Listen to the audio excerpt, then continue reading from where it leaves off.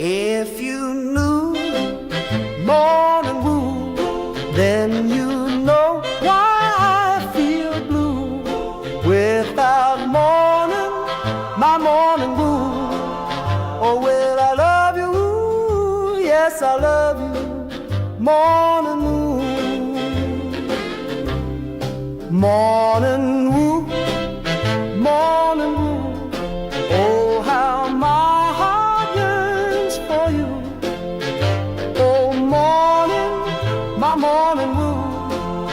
Oh, well, I love you, yes, I love you, morning wood. Morning wood, morning wood. Pretty, pretty, pretty, pretty morning wood. Oh, morning, my morning wood.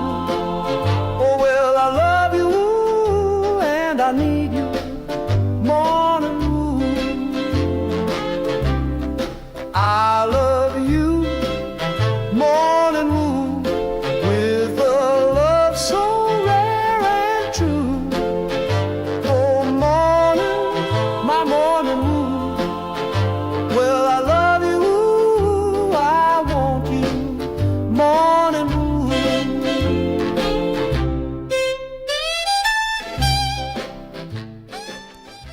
Rise and shine. This is the Morning Woo, coming to you live from the Primetime Radio Studios inside the bunker, undisclosed location, beautiful New Jersey. Streaming live on Facebook Live, YouTube Live, X Live, Twitch, and now on Instagram Live on the Let's Go Devils Network. Devils winning last night against the Detroit Red Wings 4-3 in some heated action. Chippiness all over. Shimon Nemeth getting stabbed or getting the butt of the stick. Cheap shot from, I think it was the Detroit Red Wings, Ben Sherratt. 52 straight episodes of the Morning Woo. 52 straight days. And boy, as what Maria says, home cooking win last night. Devils taking advantage of their home ice. For whatever reason, they have not lost a game in regulation. It's the end of November. Seeing those filing in on the YouTube Live, Instagram Live, giving you a shout out.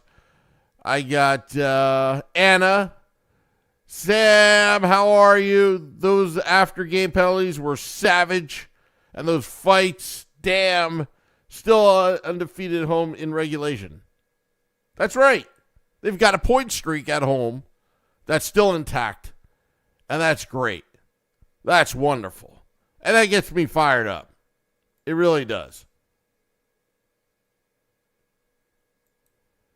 And these New Jersey Devils, after all that talk since Saturday, they have heeded my call.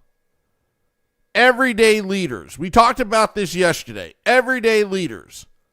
Everybody participated yesterday in the ruckus. The Red Wings, for whatever reason, they were chippy and started the game early, trying to exude dominance on the Devils' home ice. What did the Devils do? They fought back. This is what I've been talking about this entire time. They fought back as a team. That's the key element, as a team. It wasn't just, oh, let Nico lead by example. No, it's everybody leads by example. And that's exactly what I was talking about. The New Jersey Devils.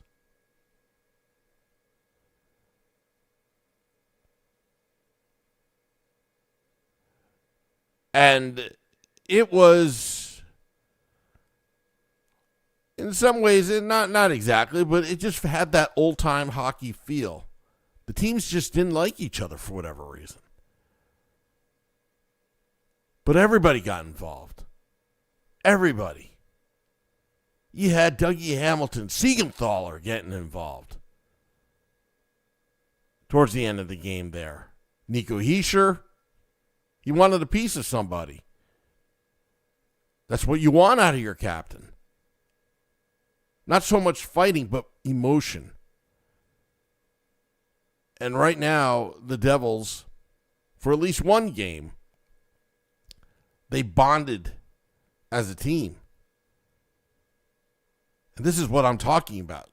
Teams win Stanley Cups, not individuals. Notice that on the Stanley Cup, you have the names of the players, the coaches, the organization on that cup, not just one individual.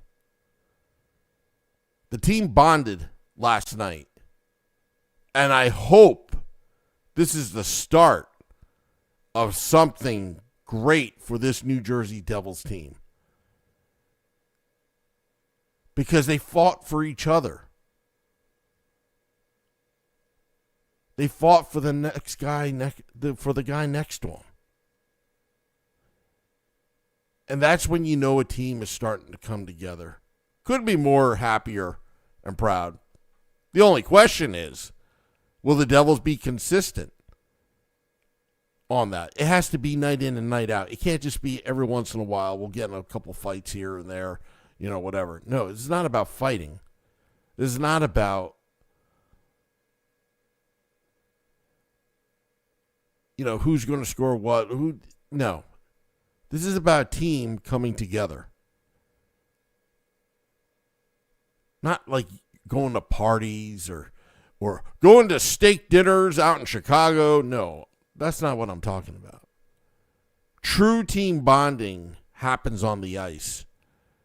When your captain gets hit, everybody responds. Everybody responds. And what I liked yesterday was they had each other's backs. But not only with their fists, but defensively they had each other's backs. And that's what I want to get into right now, because the second effort, the Devils' second effort on defense, where Chico Resch alluded to on Saturday when we had him on Game Day Live at Stateside Live in Philly, bend but not break. Again, bend but not break. The defense didn't break yesterday. You had things are going to happen on the ice. Pucks are going to bounce certain ways. Sometimes you get caught out of position. Mistakes are going to happen. It's just part of the game. It's what you do with these mistakes. How do you recover? And the Devils' second effort last night on defense was superb. Jacob Markstrom was making some big saves, but he was also leaving some big rebounds. And that's not a mark on him. No pun intended. It's just the Devils were getting to those pucks and making sure they're getting out of harm's way. Or if they get beat in the zone, they make sure they recover and make sure they're playing well defensively. The second effort on defense was just absolutely superb. And that's how you play Devils hockey. Unlike in Philadelphia, it almost appeared like anytime they got beat, they just almost gave up on the play. Hence all the breakaways on Jake Allen last Saturday. But they bonded as a team. The second effort on defense was there. Bend, but not break. And they were able to pull off a win in regulation. And Jacob Markstrom was getting into it.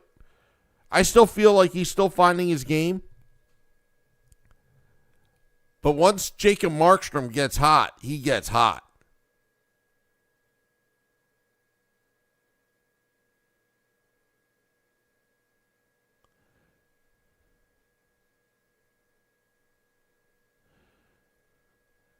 Wimpy says, just allowing too many chances at the end.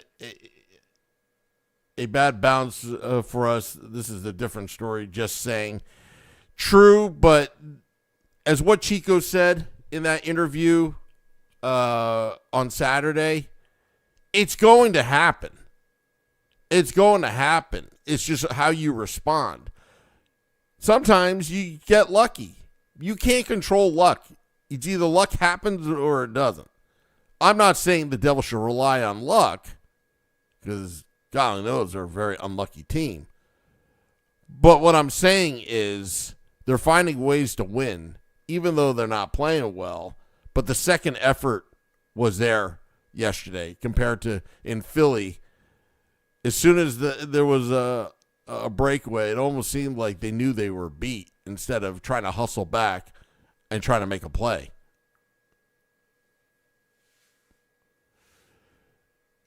Yeah, and Cody Glass said it all along. Third line center is extremely important position, which is hence why I was always harping to get Logan Cooley. But Cody Glass comes back, gets on the score sheet with a goal.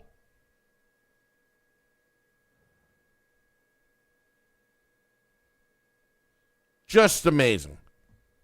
Just amazing. Bottom six. Downtown Connor Brown had a good defensive game yesterday, and he was rewarded with ice time towards the end there. Connor Brown, Dawson Mercer, Nico Hischier trying to clamp down the game for the victory, which they did.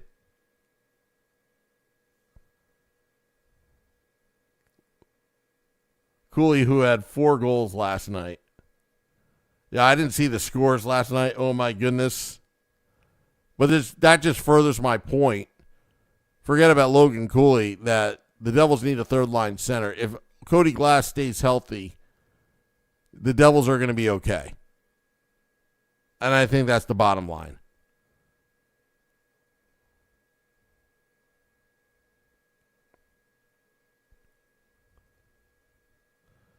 Max says 9 points separates the top of the Eastern Conference from the bottom. Holy smokes. It is a tight Eastern Conference.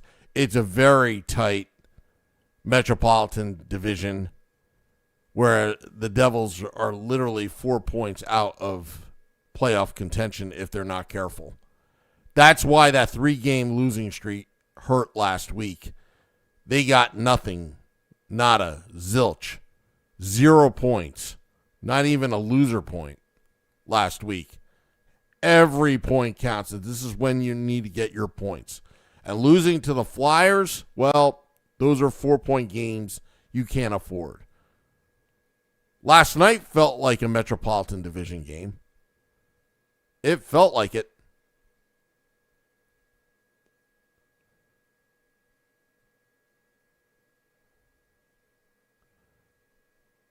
Maria has been impressed with Colton White.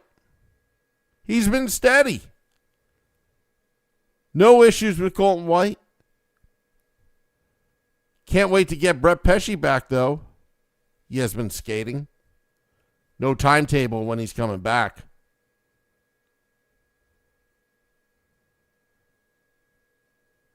Instagram Live, looking at you. Seeing some folks watching. Back to the YouTube Live. How about Facebook Live? How about you give a shout out? And on X.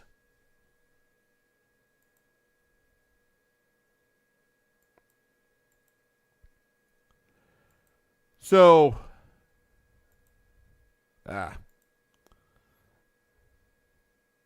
Max says 21 points separate the top of the Western Conference from the bottom. Take out the Avalanche, and the difference is 14 points. Yeah, the Eastern Conference is tight. Very tight. Some surprise teams that are in playoff contention on the bubble, like the Flyers, the Penguins, But the New York Islanders, who I expected to be on the bottom of the bottom, are making things very interesting in the Metropolitan Division. And the Devils lost to the Islanders in overtime. Points matter. Points matter. Which makes Saturday's showdown against the Philadelphia Flyers, you could totally redeem yourself what happened last Saturday by winning at home this Saturday against the Philadelphia Flyers. We'll definitely be there, Game Day Live and Devils After Dark. Apologize for yesterday, Devils After Dark. Scotty had some scheduling conflicts, and we knew that it could go either way. Either he can make it or it's going to be really late.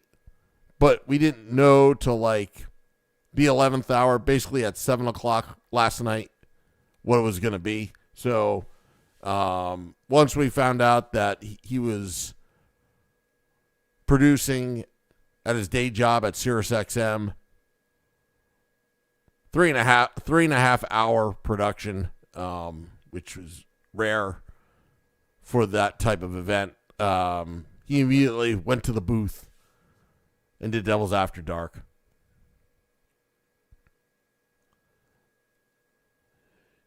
Yeah, Lupus Not Is says, thankfully we got a point in the matchup against the Islanders. Yeah, if you remember, it was a last-second goal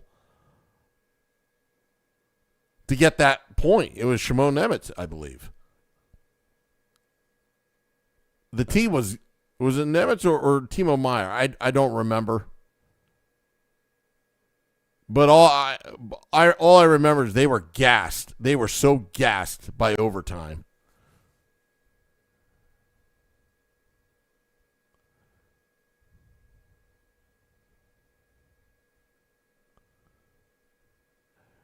Schaefer, Horvat, career year, and Islanders goalie playing top game. Well, you got to credit the Islanders for firing their goaltending coach and getting another one in. Remember that. Playoffs, more local games. Max says it was Nemec. Yeah, again, my memory. Nemec has done so much, I forget which games he did what.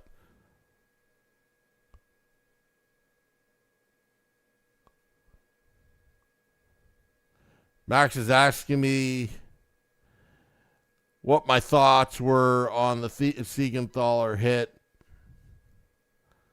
Which one, Max? I think there were a couple of them. Let's see here.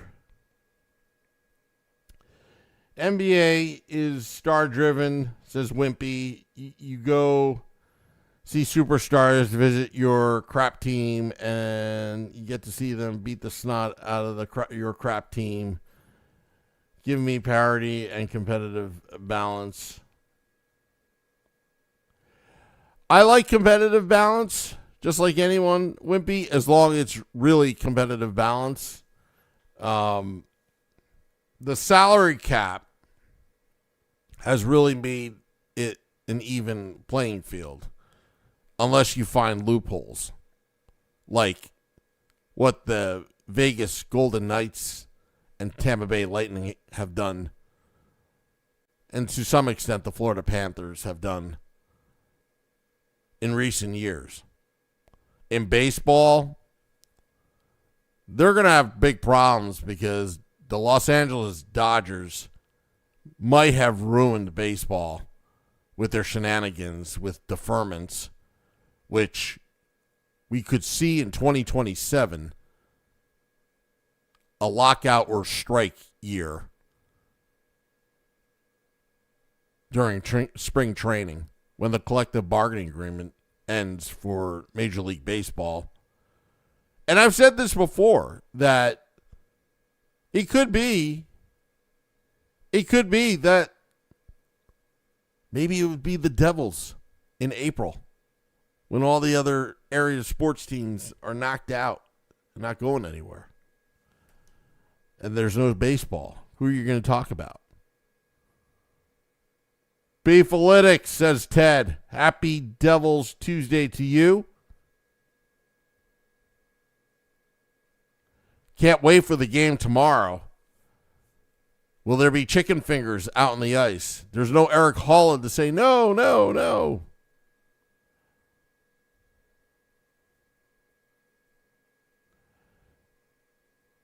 Michael Hay says, yes, first Yankees ruined baseball with Steinbrenner. Yeah, I mean, people forget. Steinbrenner was suspended back in the early 90s and wasn't able to control his team for a couple years. And those that were hired did such a great job that they got 4 world championships out of it. How is that fair?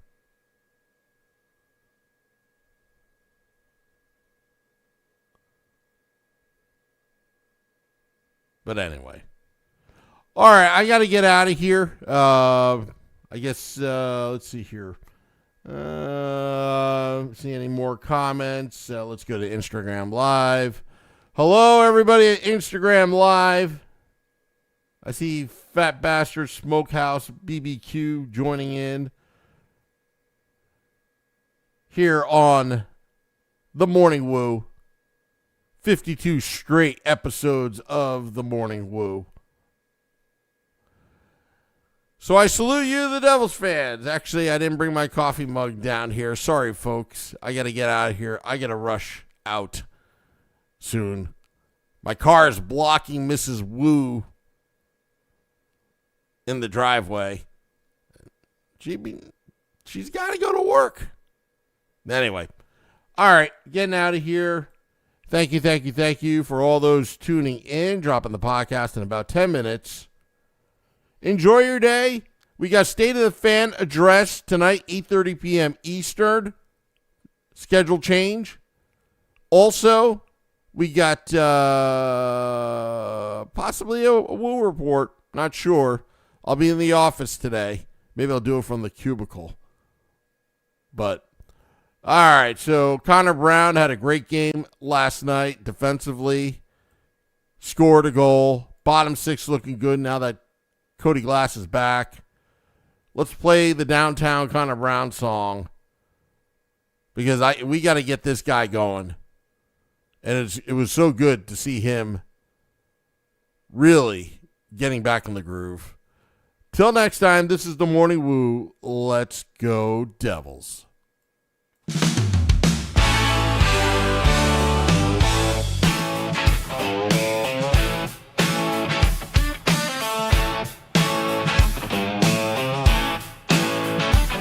Well, the Prudential Center Ice is the coldest part of town. And if you're wearing enemy colors, you better just beware of a man named Connor Brown. Now Connor's more than trouble. He's got hands like a surgeon's knife. All the Devils fans call him Downtown Connor Brown. Opponents just to call him good night. And he's bad, bad Connor Brown, the baddest devil in the whole damn town. Faster than a breakaway goal, meaner than a nickel. History for a champ, you know.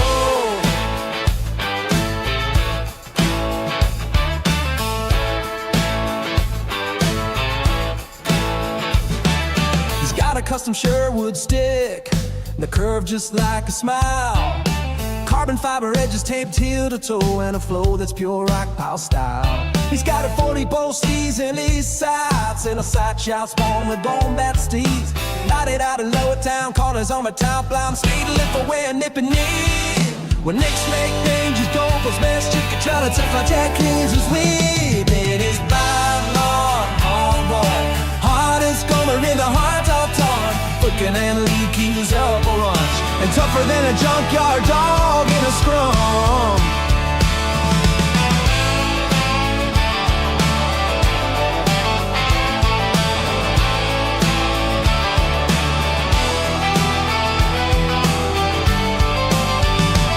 Well, the two men took to dropping gloves, the whole arena lost its mind. fists were flying, jerseys torn, refs trying to break it in time. Connor came out looking like a jigsaw puzzle with a couple stitches on his chin, but he skated back to the bench smiling and dropped a hat trick just to rub it in. Yeah, he's bad, bad Connor Brown, the baddest devil in the whole damn town. Badder than old Marty Brodeur, meaner than a junkyard dog when the horn sounds loud. Let's go downtown, Connor Brown, still the baddest man in the whole damn town. You better step aside when Nightmare 16 comes tearing down.